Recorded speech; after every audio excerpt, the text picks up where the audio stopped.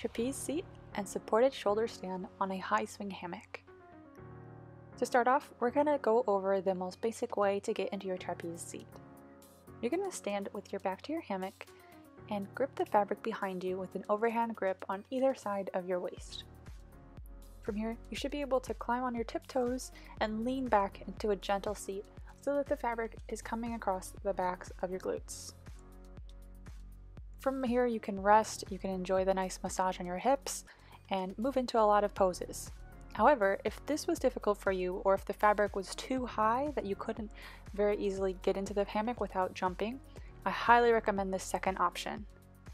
You're going to want to stand behind your fabric, grab the hammock so that you have about a foot of space, and then place the bottom of your foot on top of the fabric and reach up with your arms so that you can easily pull yourself into a standing or squatting position.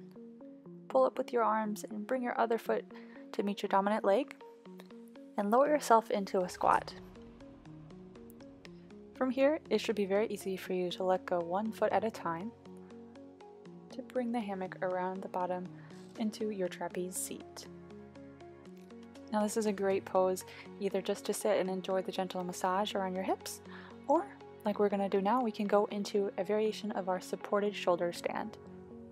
To go into our supported shoulder stand, we're going to want to start by leaning backwards and allowing that fabric to come up your legs into the bottom of your knees.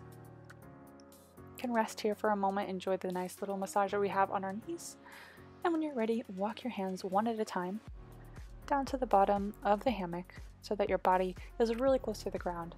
You might be able to touch it with your head. And then let go one hand at a time, pressing your palms into the mat, engaging your core and feeling a nice inversion in your back into your gentle supported shoulder stand. Now in this pose, you're going to want to keep your head facing straight up to protect your neck.